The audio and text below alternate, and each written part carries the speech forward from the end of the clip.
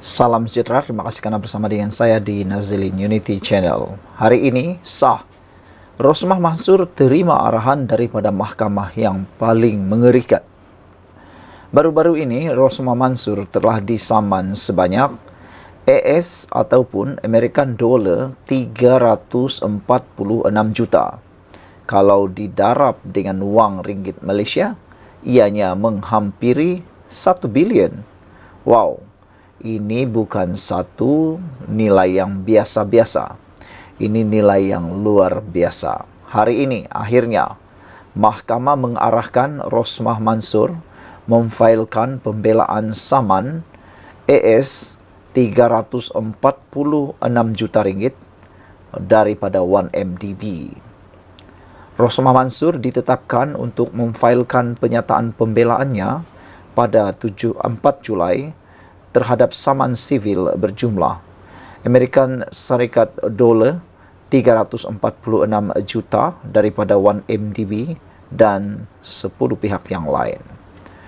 Tuntutan itu berhubung dakwaan menerima barang kemas dan juga barangan mewah lain yang dibeli dengan dana yang digelapkan daripada syarikat pelaburan negara itu. Peguamnya Muhammad Bahrudin Muhammad Arif berkata ini antara arahan Mahkamah Tinggi Kuala Lumpur semasa pengurusan kes tindakan sivil itu pagi tadi.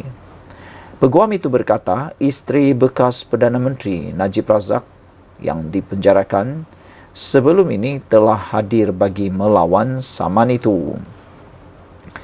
Berikutan pengurusan kes hari ini, Mahkamah Sivil menetapkan penyataan tuntutan saman yang akan difailkan oleh 1MDB pada 4 Jun. Pembelaan oleh Rosmah difailkan pada 4 Julai dan jawapan oleh 1MDB kepada pihak pembelaan pula akan difailkan pada 2 Ogos. Pengurusan kes seterusnya melalui Zoom adalah pada 14 Jun, kata peguam itu kepada Malaysia Kini.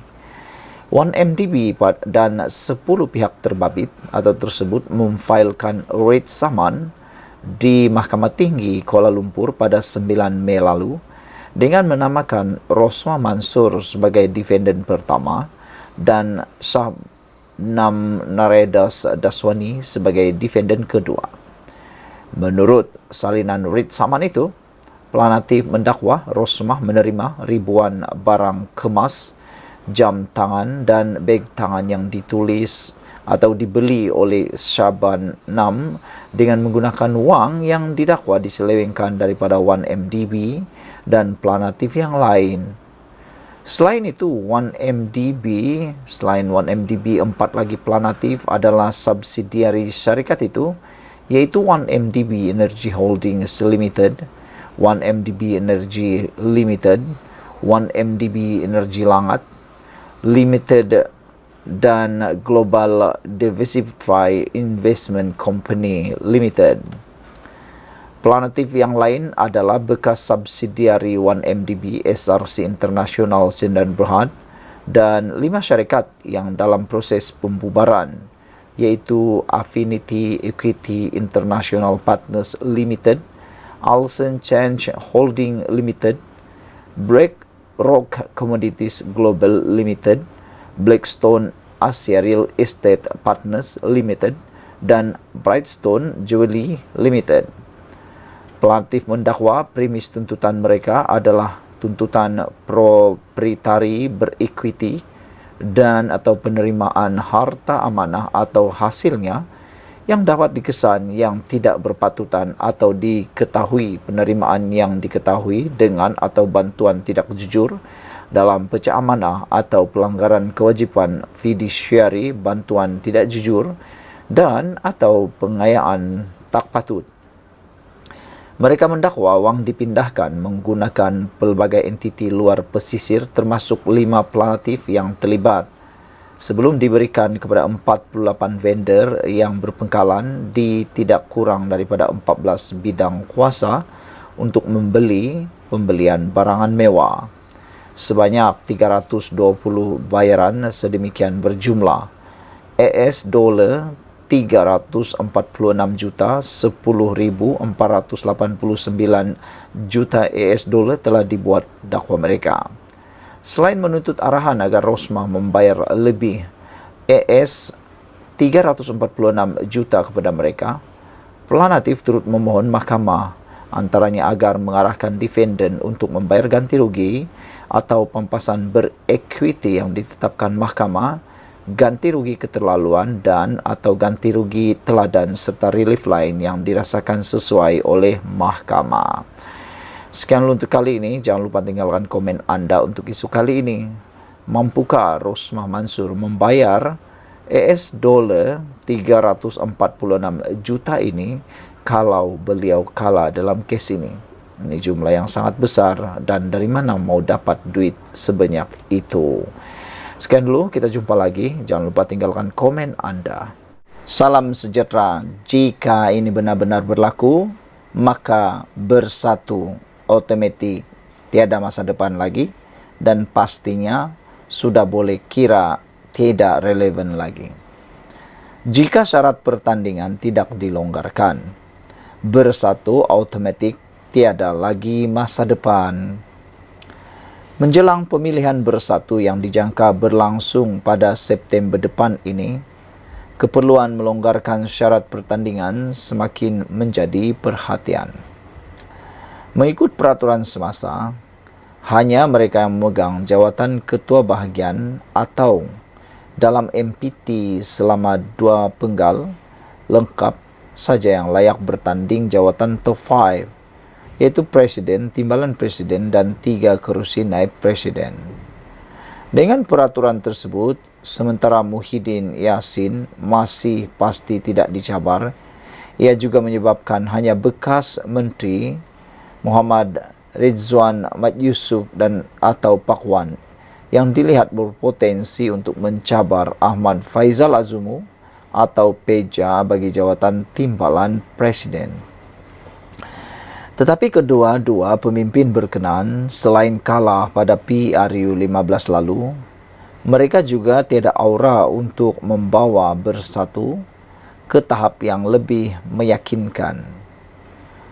Dua tokoh penting dalam bersatu yang diperkatakan ramai ada potensi, ialah Hamzah Zainuddin dan Azmin Ali, tidak layak bertanding sebarang jawatan kerana tidak memenuhi syarat menjadi ketua bahagian atau berada dalam MPT selama 2 penggal dengan lengkap. Dengan itu, banyak pihak dalam parti bersatu merasakan jika syarat dipertandingkan tidak dilonggarkan, pasti parti akan kehilangan masa depan dalam menghadapi PRU 16 akan datang, terutama jika selepas ini Muhyiddin didapati bersalah atas kes mahkamah yang dihadapi beliau itu sedang dihadapinya. Kalaupun Muhyiddin tidak disabitkan bersalah oleh mahkamah sebelum PRU akan datang, gandingan beliau dengan Peja atau Pakwan tetap dilihat hambar di mata banyak pihak dan akan lebih memungkinkan Bersatu dan PN terus kekal sebagai pembangkang. Dengan demikian, mendepani PRU akan datang, mau tidak mahu Bersatu perlu merangkumkan semua watak penting dalam parti itu untuk berada dalam kepimpinan utama agar rakyat melihat ada harapan untuk mereka berteduh di bawah parti itu. Sebab itu, Bersatu perlu melonggarkan syarat pertandingan, di mana dalam hal ini MPT parti berdasarkan perkara 14.14 diberi kuasa untuk melonggarkan peraturan semasa yang terpakai sekarang, supaya akhirnya sesiapa saja pemimpin bebas untuk menawarkan diri bertanding sebarang jawatan. Sebagai parti baru yang hanya didaftarkan sebelum PRU 14 lalu, syarat mesti menjadi ketua bahagian atau berada dalam MPT selama 2 penggal lengkap baru layak bertanding jawatan top 5 adalah sama sekali tidak relevan dan boleh dianggap mengarut. Lainlah jika parti sudah berusia berpuluh tahun dan telah melalui 5-6 kali pemilihan. Masuk akal jugalah syarat tersebut diguna pakai, kata Sabudin. Lagi pula, bersatu adalah pembangkang. Tiada parti pembangkang di dunia ini meletakkan syarat ketat untuk ahlinya bertanding sebarang jawatan dalam keadaan tiada apa-apa dalam genggamannya. Adakah bersatu mau mencipta sejarah sebagai satu-satunya parti politik di dunia ini yang takut dengan proses pertandingan secara terbuka dan demokrasi? Kalau parti sedang menguasai kerajaan dan bagi tujuan mengelakkan perpecahan, munasabah jugalah jika diketatkan syarat pertandingan agar perpaduan tidak mudah dikoyahkan oleh unsur-unsur luaran yang mahu mengkucar-kacirkan kerajaan.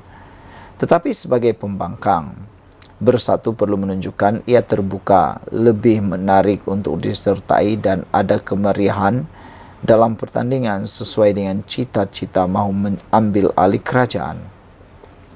Dengan itu, membuka seluas-luasnya syarat pertandingan merupakan satu keperluan yang mampu membawa lebih banyak kebaikan.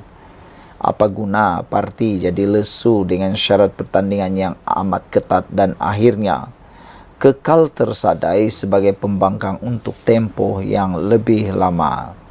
Di samping itu, dalam pemilihan 3 tahun lalu, Bersatu telah pun memberi kelonggaran kepada Ronald Kiandi untuk bertanding jawatan naib presiden dan beliau telah memenangi jawatan tersebut bersama Razidin dan Muhammad Rafiq Nazaimuddin. Jika dalam pemilihan akan datang ini syarat ini tidak dilonggarkan, Ronald Kiandi juga tidak layak mempertahankan jawatannya. Tak kepelik jadinya, maka itu biarlah syarat pertandingan kali ini dilonggarkan untuk semua dan sesiapa jua, yaitu Hamzah, Azmin dan lain-lain pemimpin yang berminat. Bebas bertanding untuk apa saja jawatan presiden, timbalan presiden atau naib presiden pada pemilihan September nanti, ditulis oleh sabudinhusin.com. Sekian untuk kali ini, jangan lupa tinggalkan komen Anda, tekan butang subscribe, bye-bye.